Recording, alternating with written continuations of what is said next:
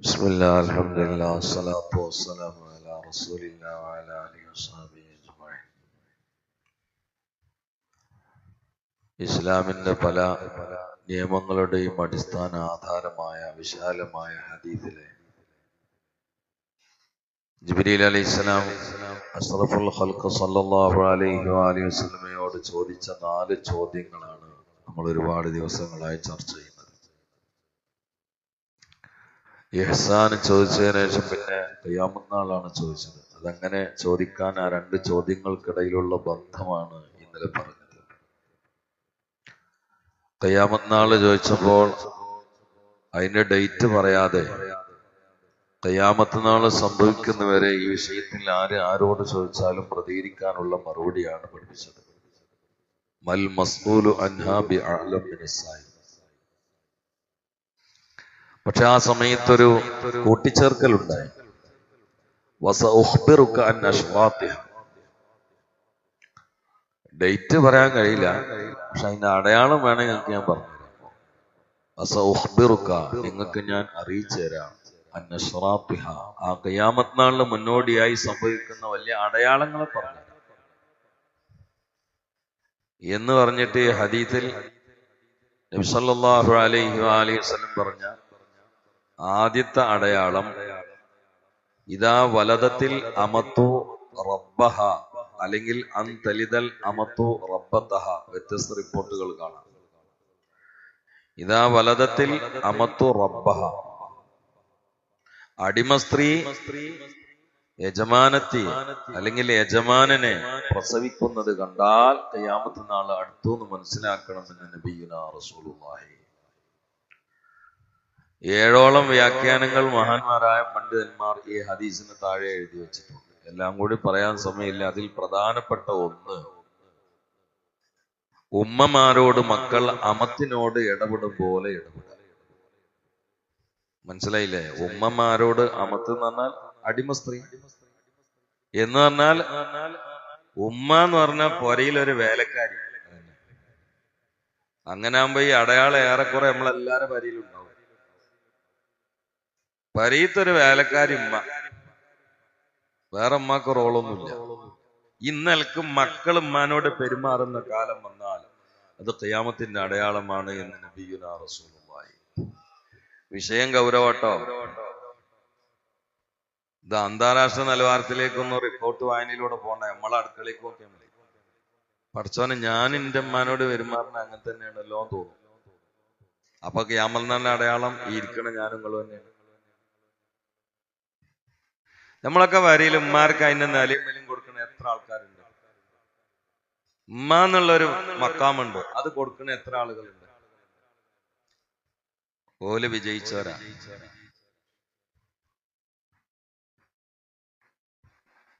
എനിക്ക് എന്റെ ജീവിതത്തിൽ ഏറ്റവും പേടി എന്റെ ഉമ്മാനാണ്. അള്ളാനെയും റസൂലിനെയും കഴിഞ്ഞാൽ എനിക്ക് പേടി ഉമ്മാനെ. അങ്ങനെ പേടി. ഉമ്മ ഇരിക്കണോടത്തൊപ്പം ഞാൻ ഇരിക്കൂല. ഉമ്മ നിന്നിട്ട് ഞാൻ ഇരുന്നത് എനിക്ക് പ്രായപൂർത്തിയായ ഓർമ്മയില്ല. ഓർമ്മയിലില്ല, അറിയാതെ സംഭവിക്കണോ അറിയില്ല. ഉമ്മ ഇങ്ങനെ നിൽക്കുക, നമ്മളിങ്ങനെ ഇരിക്കുക. ആരാ ഞാൻ? അങ്ങനെ ചെയ്യല്ല. അതിനെ കുറിച്ച് എന്റെ വീട്ടിൽ എല്ലാവർക്കും അറിയാം. നിങ്ങളെ വീടുകളിലൊക്കെ ഒന്ന് ചിന്തിച്ചു നോക്കുകയാണെങ്കിൽ നമ്മൾ ഉമ്മാനോട് പെരുമാറുന്നത് എങ്ങനെയാണ്? ഉമ്മ വലിയ മക്കാമിലല്ലേ? നമ്മളെല്ലാ തുണിങ്കുപ്പാൻ തിരുമ്പി തരേണ്ട ആളുമ്മേ. അതിനർത്ഥം വേലക്കാരി ആക്കുകയെന്നല്ലേ. ഒരു കാലത്തൊക്കെ തിരുമ്പി തന്നീന്നല്ലോ, ഇനി തിരിച്ച് അങ്ങോട്ടല്ലേ കൊടുക്കണ്ടേ? ഇനി തള്ളായിട്ടും ആ നരമ്പ് കൊടുത്ത തള്ളന്റെ അടുത്ത് തുണിപ്പാൻ കൊടുക്കുക, എന്നിട്ട് ശ്വാസം മുട്ടിയിട്ട് ഇങ്ങനെ തിരുമ്പുക. നമ്മൾ ഇങ്ങനെ അയിലേ അയിലേ തന്നെയാണ് ഖിയാമത്തിന്റെ അടയാളം, വേറൊന്നുമല്ല. കല്യാണം കഴിച്ച പിന്നെ പറയും വേണ്ട. വണ്ടിയൊക്കെ ഉണ്ടാവും, മുന്നിൽ ഓനും ഓളും, സെന്ററില് മക്കള്, പിന്നിലെ സീറ്റില് തള്ളുണ്ടാവും, തൂക്കാത്തരം കുടിച്ച് ഇങ്ങനെ ഇരിക്കണ കുറച്ചിങ്ങാണ്ട്.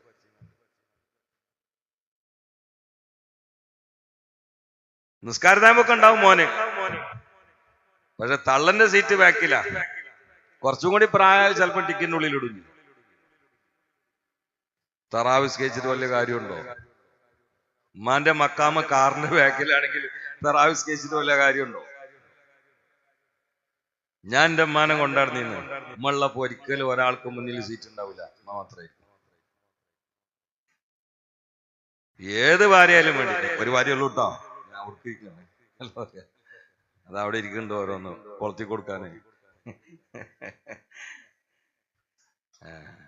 ഒരാൾക്ക് മുന്നിൽ സീറ്റ് ഉണ്ടാവില്ല. ഇവരും കൂടി കേൾക്കാനതൊക്കെ പറഞ്ഞു. ഓൽക്കും അറിയാത് എന്റെ ഉമ്മാനോട് ഞാൻ പെരുമാറിയുന്നത് എങ്ങനെയാണ്. ഒരാൾക്കും സീറ്റ് ഉണ്ടാവില്ല. ഉമ്മ ഉണ്ടെങ്കിൽ ഉമ്മ തന്നെ, വേറെ ആരാ ഞാൻ അവിടെ ഇരിക്കാൻ.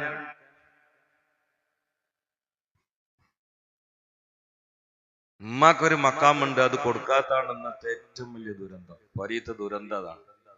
ഉമ്മാരെ മക്കാമിൽ കാണുന്നില്ല, അടിമകളോട് ഇടപെടും പോലെ ഇടപെടും. വാപ്പാനോടും അങ്ങനെ തന്നെ വേണ്ടത്. വാപ്പി ഇമ്മി സ്വർഗത്തിലേക്കുള്ള വാതിലാണെന്നല്ലേ. പക്ഷെ 1, 2, 3 ഉമ്മാക്കാണ്. കാരണം ഗർഭം ചുമക്കണ ഉമ്മയാണ്, നൊന്ത് പ്രസവിക്കണ ഉമ്മയാണ്, പാലൂട്ടണ ഉമ്മയാണ്. ഇത് നമ്മളെ അടുത്താണെങ്കിൽ നമുക്കും കിട്ടും. ഭാര്യനോട് പറയാം, കഴിഞ്ഞ പ്രാവശ്യം ഈ ആയില്ല, അടുത്തോളം ഞാൻ ആയിക്കോളാറ്. എന്നാ കുഴപ്പമില്ല, ഈ മക്കാമ നമുക്കും കിട്ടും. നാളെ ഒരാളിനോട് ചോദിച്ചാണ്, എന്താപ്പത് ബാപ്പാനെ 4ാമത്തെ എടുക്ക് കൊണ്ടുപോയിട്ട് ചോദിക്കാനുള്ളവർക്ക് ചോദിക്കാറില്ല. ഞാൻ പറഞ്ഞു കുഴപ്പമില്ല, അടുത്ത പ്രസവങ്ങളായിക്കോളി, പ്രശ്നമൊന്നുമില്ല, നമുക്ക് കഴിയില്ലല്ലോ. ബാപ്പാനും ഉമ്മാനും ബഹുമാനിക്കണം. ബാപ്പ ഉസ്താദും കൂടിയാണെങ്കിൽ പറയും വേണ്ട. പഴയ കാലത്തൊക്കെ വാപ്പാർ തന്നെയാണ് ഉസ്താദ്മാർ, അതുകൊണ്ട് കുട്ടികൾക്ക് ഭയങ്കര ബഹുമാനമായിരുന്നു. അപ്പൊ ബാപ്പയില്ല ഉമ്മയില്ല, ഓല ലോകത്ത്, ബാപ്പിമ്മയും ബാപ്പിമ്മാന്റെ ലോകത്ത്. ഉമ്മയും ബാപ്പയും എന്ന് പറഞ്ഞാൽ പരിയിലെ, ഞാൻ ഒരു പ്രസംഗത്തിൽ നിന്നാണ് പറഞ്ഞത്, ബാപ്പ ATM കാർഡ് ചോദിച്ച പൈസ കൊടുക്കാനുള്ള ഒരാള്, ഉമ്മ വാഷ് മെഷീൻ. കഴിഞ്ഞു. വേറെന്ത് റോളാള്? ചോദിച്ച പൈസ കൊടുക്കാൻ ഒരു തന്നുകൂടി, ഇട്ട തുണി കുപ്പാൻ തിരുമ്പാൻ ഒരാള് വേറെ. കഴിഞ്ഞ് ഇനിയും ബാപ്പിയും കഴിഞ്ഞു. പിന്നെ എന്തെങ്കിലും ഒരു ബന്ധം കുട്ടികൾക്ക് ഉണ്ടോ? കഴിഞ്ഞ റമദാൻ എന്റെ അടുത്ത് ഒരാൾ ശ്വാസം മുട്ടി വന്നു, കുറച്ച് ദൂരേന്ന് വന്നതാ. ആൾക്ക് കോണിപ്പടി കയറിയപ്പോഴേക്കും മരിക്കുമെന്ന് തോന്നി, ശ്വാസം എടുത്തിട്ട് കിട്ടായിട്ട്. എന്നിട്ട് എന്റെ റൂമൊക്കെ മുട്ടിയത് കുറെ നേരം ഇരുന്നിട്ട് വർത്താനം പറഞ്ഞു. അയാള് പോപ്പിന്റെ കണ്ണിന്ന് വെള്ളം എടുത്തു. കാരണം എന്താ വെച്ചാൽ ഈ മനുഷ്യൻ ഒരു 16 കൊല്ലം മുമ്പ് അയാള് വീടിരിക്കലിനെ വിളിച്ചിരുന്നു. ഇയാള്, നിങ്ങളോട് ആളെ പേര് ഞാൻ പറഞ്ഞിട്ടില്ലല്ലോ, ഈ നാട്ടുകാരനൊന്നല്ല കേട്ടോ, ഞാൻ മുമ്പ് ജോലി ചെയ്തിരുന്ന മഹല്ലത്തേരനുമല്ല, വേറെ നാട്ടുകാർ. ഒരു 16 കൊല്ലം മുമ്പ് അയാളെ വീടിരിക്കലിനെ വിളിച്ചിരുന്നു. അത്രയും നിർബന്ധിച്ചുകൊണ്ട് ഞാൻ പോയി. പക്ഷെ പോയത് രാവിലെയാണ്, ആളുകൾ കൂടിയ സമയത്തല്ല. അതിരാവിലെ ഒരു ഓട്ടോ വിളിച്ചിട്ടാ പോയത്. അന്നിന്റെ അടുത്ത് വണ്ടിയൊന്നുള്ള കാലല്ല. അവ ഇയാളെ കൊലായില് ഭയങ്കര സംഗതി എടുക്കാണ്. ഒരു തന്തര് കസേരയിൽ ഇങ്ങനെ ഇരിക്കുന്നുണ്ട്, ഇയാളിങ്ങനെ അയാളോട് തട്ടിക്കയറുന്നുണ്ട്. അതിനിടയ്ക്ക് ഞാൻ വണ്ടിയിട്ട് കയറിച്ചില്ല. എന്നെ കണ്ടപ്പോ ഇയാൾ പെട്ടെന്ന് നിർത്തിയിട്ട് ഉള്ളിക്ക് ചായ എടുക്കാൻ പോയി. എനിക്ക് ചായ തരാൻ വേണ്ടി ഉള്ളിക്ക് പോയി. അപ്പൊ ഞാൻ ഇയാളോട് ചിങ്ങളാരെന്ന് വെച്ചു. ഞാൻ ബാപ്പയാണ് മോനെന്ന് അറിഞ്ഞു. പക്ഷെ എന്തേന്ന് ഇപ്പൊ ഇവിടെ നടന്നു, എന്താ സംഭവം? ഞാൻ ഇവിടെ കുത്തിറന്നിട്ട് തുപ്പിയപ്പോ കൊലായ്മക്കായി. അപ്പൊ ഓൻ എന്നോട് തട്ടിക്കേറി, നിങ്ങൾക്ക് തുപ്പാൻ കൊടുന്ന് വെച്ചാലോ പോരാ, പുറത്തു പോയി എന്ന് പറഞ്ഞു. ഉസ്താദെ എന്നിട്ട് എന്നോട് പറയാ, പിന്നെ മോനെ ഞാൻ പറഞ്ഞ് നീച്ചിട്ട് തുപ്പായിച്ച് പൂതി ഉണ്ടായിട്ടല്ല, കഴിച്ചൂല.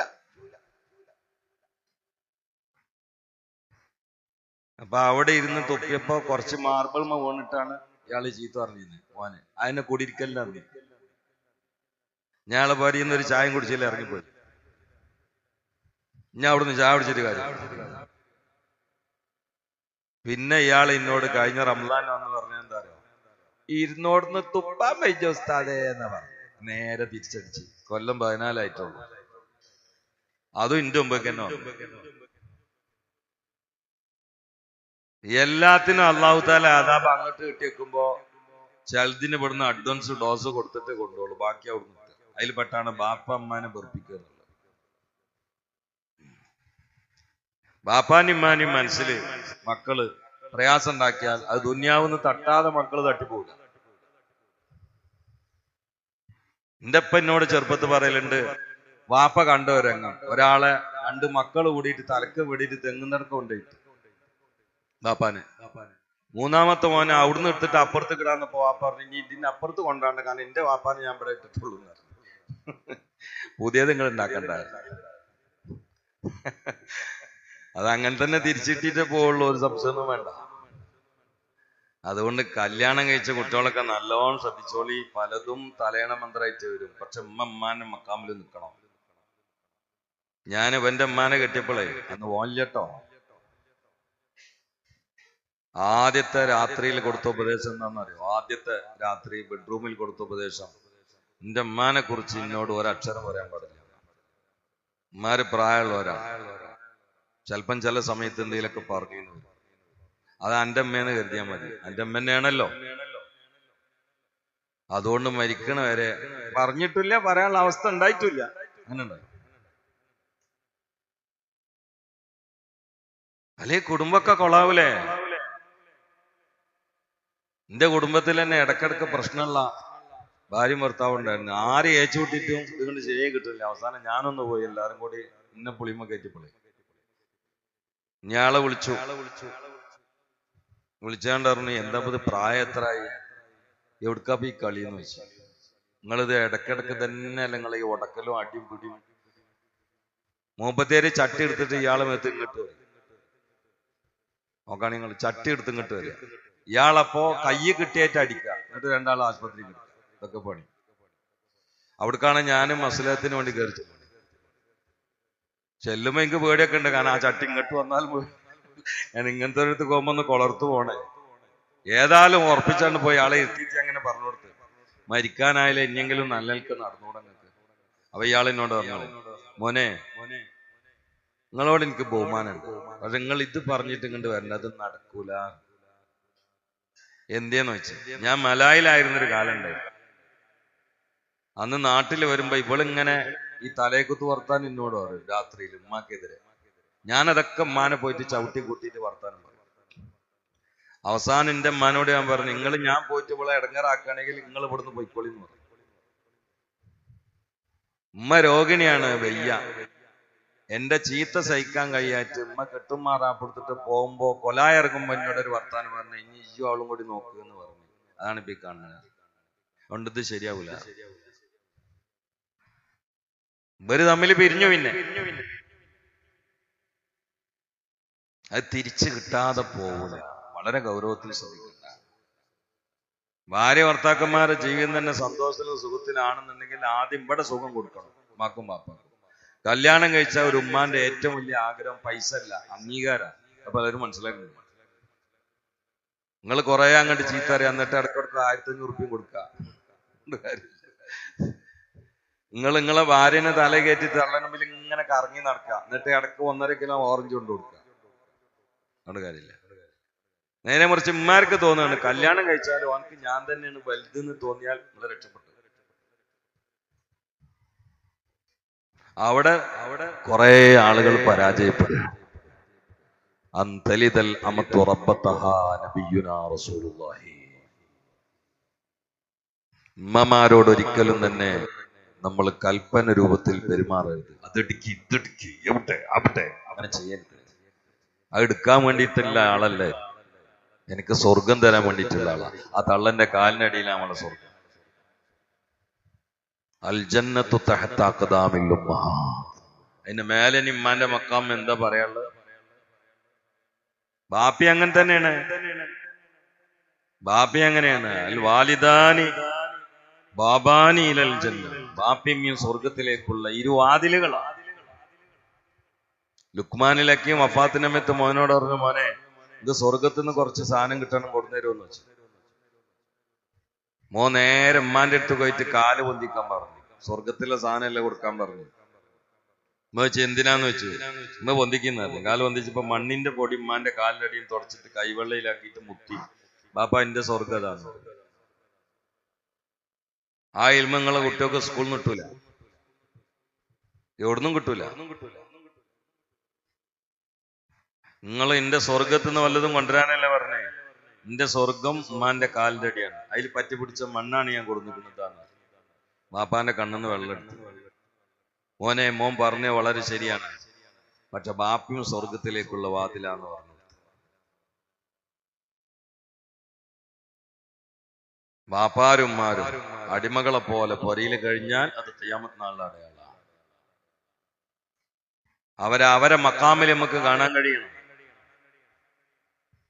ഉമ്മാനെ വെറുപ്പിച്ചാൽ ഈമാനോട് കൂടി ഈ ദുന്യാവെന്ന് പോവാൻ തന്നെ പണിയാണ്. കച്ചവടത്തിനൊക്കെ ബാധിക്കും, അത് എല്ലാത്തിനും ബാധിക്കും.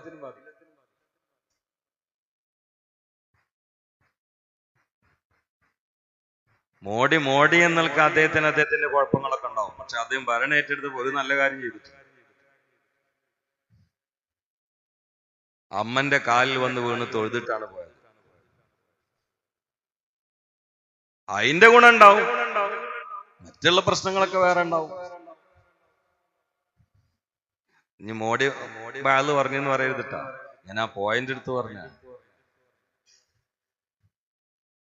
ഫിറഔന് ഒരുപാട് കാലം ആയുസ് ജീവിക്കാനുള്ള കാരണം ഒന്ന് സുബീന്റെ ഉണർന്നതാണ്, 2 ഭക്ഷണം വേസ്റ്റ് ആക്കാത്ത ഫിറഔന്. അതിനർത്ഥം ഫിറഔനെ മത ചെയ്തു എന്നല്ലേ. ആ ഗുണം അള്ളാഹു തആല ദുനിയാവ് കൊടുക്കും, മാസത്തിൽ ഉണ്ടാവില്ല. ഓരോന്നിനും ഓരോ ഗുണമുണ്ട്.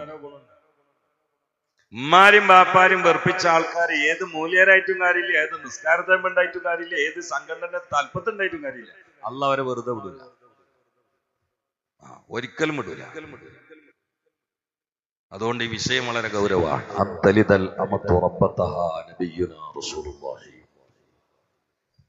നമ്മുടെ വീടുകളിലൊക്കെ അങ്ങനെ സംഭവിക്കുന്നെങ്കിൽ ഇന്ന് മുതൽ തിരുത്തണം. അള്ളാഹിനോട് ഒരിക്കലും ഞാൻ ഇന്ന സംഘടന വലിയ തലപ്പത്തിൽ നിന്നിട്ട് രാവും പകലും ഓടിയിരുന്ന അത് പറഞ്ഞ ആളല്ലേ എന്ന് ചോദിക്കില്ല. എന്റെ ഉമ്മാന്റെ കൽബിൽ ഇതിനെ കുറിച്ചുള്ള അവസ്ഥ എന്താന്നാ ചോദിക്കുക. ഉമ്മാനെ വിളിച്ചു ചോദിക്കും, നിങ്ങളുമ്മല്ലേ, നിങ്ങൾ മരിക്കണമത്ത് നിങ്ങളെ മോനെ കുറിച്ച് നിങ്ങളെ മനസ്സിൽ എന്തായിരുന്നു എന്ന് ചോദിച്ചാൽ അവിടെ ഉള്ളിലുള്ളത് പുറത്തു വരും. എത്ര വൽപ്പുള്ള നിസ്കാരത്തമ്മാണെങ്കിൽ നരകത്ത് പോകേണ്ടി വരും. അള്ളാഹു കാത്ത് രക്ഷിക്കട്ടെ. അതുകൊണ്ട് ഈ അടയാളം നമ്മളൊന്നും വീടുകളിൽ ഉണ്ടാകാൻ പാടില്ല. ഇപ്പൊ ഉമ്മ വാപ്പയാണ് ചർച്ച, അതുകൊണ്ടാണ് പറഞ്ഞത്. എന്നാ ഇതിന്റെ ഒക്കെ മേലെയാണ് ഉസ്താദ്മാർ. ഇപ്പൊ ഇവിടെ ചർച്ച ഇല്ലാത്തോണ്ടാ പറയുന്നത്. ഇത് മനസ്സിലാക്കിയുന്ന ഒരാളാണ് എൻ്റെ ഉമ്മ. ഇത് മനസ്സിലാക്കിയിരുന്ന ഒരാളും കൂടിയാണ് എൻ്റെ ഉമ്മ. എൻ്റെ ഉമ്മ എന്നോടൊന്ന് പറഞ്ഞു, ഉസ്താദ് എന്ന് പറഞ്ഞ ഉസ്താദ് പറഞ്ഞ ഉമ്മാക്കാരെ. അതുകൊണ്ട് ഉമ്മാക്ക് ഉറപ്പില്ല, അതുകൊണ്ട് എൻ്റെ ഉമ്മാക്ക് എന്നോട് ഉറപ്പുണ്ടായിട്ടില്ല. എന്റെ അമ്മ എന്നോടൊന്ന് പറഞ്ഞു ഉസ്താദ് എന്ന് പറഞ്ഞു, ഞാൻ ഉസ്താദ് പറഞ്ഞ. അതുകൊണ്ട് എൻ്റെ ഉമ്മാക്ക് എന്നോട് ഉറപ്പുണ്ടായിട്ടില്ല. അതിന്റെ ഉസ്താദിനോട് ഉമ്മ പറഞ്ഞു, എന്റെ കുട്ടി അങ്ങനെ നിങ്ങളെ സ്നേഹിച്ച് നടന്നുകൊണ്ട് ഇതിന് ബാക്കി കുറച്ചൊക്കെ പറഞ്ഞു. അതുകൊണ്ടല്ല ഉമ്മയും ബാപ്പിയും ഉസ്താദ് ആവണം മക്കൾക്ക്. അതുകൊണ്ടല്ല ഉമ്മാനോട് തട്ടിക്കയറുന്ന മക്കളോട് നമ്മൾ ഗുരുത്തക്കേട് എന്നല്ല പറയാം, അമ്മക്കേട് എന്ന് പറയില്ലല്ലോ. ഗുരുവാണ് വിഷയം. പക്ഷെ അതൊക്കെ ഒന്ന് താറുമാറായി. ബാപ്പിയില്ല, അമ്മയില്ല, ഉസ്താമാരില്ല, നാട്ടുകാരില്ല, വലിപ്പുള്ളവരില്ല, ഒന്നുമില്ല. ഒരു പോക്കാണ്. യാ അല്ലാഹ്, ഒരു പോക്ക്. അള്ളാഹു കാത്തുരക്ഷിക്കട്ടെ. ഇങ്ങനത്തെ കുട്ടികളെ രംഗപ്രവേശനം ചെയ്താൽ അതന്നെയാണ് ഖിയാമത്തിന്റെ അടയാളം എന്ന് നബിയുനാ റസൂലുള്ളാഹി. ഈ അടയാളങ്ങൾ നമ്മളെ കുടുംബത്തിൽ നിന്ന് അല്ലാഹു തആല മാറ്റി തരട്ടെ. സല്ലല്ലാഹു അലാ മുഹമ്മദ് സല്ലല്ലാഹു അലൈഹി വസല്ലം. സല്ലല്ലാഹു അലാ മുഹമ്മദ് സല്ലല്ലാഹു അലൈഹി വസല്ലം. اللهم صل على محمد يا ربي صل عليه وسلم. الحمد لله رب العالمين حمدا يوافي نعمه ويكافئ مزيدا. اللهم صل على سيدنا محمد وعلى آل سيدنا ومولانا محمد. اللهم يا مقلب القلوب ثبت قلوبنا على دينك، ويا مصرف القلوب صرف قلوبنا على طاعتك.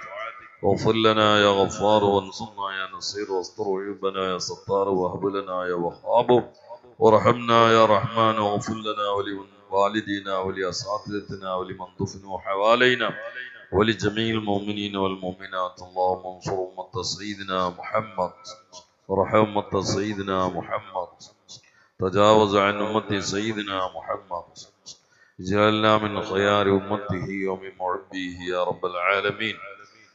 اللهم بارك لنا في زروعنا، في معاشنا، في أموالنا، في أولادنا، في إخواننا، في أخواتنا، في جيراننا، في أوقاتنا، في حياتنا وعند مماتنا. ربنا تقبل منا إنك أنت السميع العليم، تب علينا إنك أنت التواب الرحيم. آمين برحمتك يا أرحم الراحمين. وصلى الله تعالى سلم على خير الخلق سيدنا محمد وآله وصحبه أجمعين. سبحان ربك رب العزة عما يصفون، وسلام على المرسلين، والحمد لله رب العالمين. അസ്സലാമു അലൈക്കും വറഹ്മത്തുള്ളാഹി വബറകാതുഹു.